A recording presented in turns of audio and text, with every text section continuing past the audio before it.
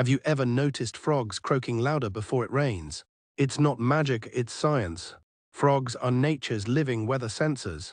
When the air gets humid and the pressure drops, they know rain is coming and start calling to find mates before the storm.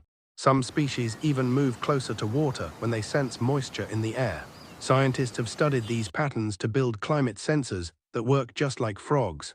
Don't ignore them, they might be predicting a storm, detecting air pressure, humidity, and sound changes to predict rain. So the next time you hear frogs singing loudly at night, like, share, and subscribe for more nature plus tech secrets.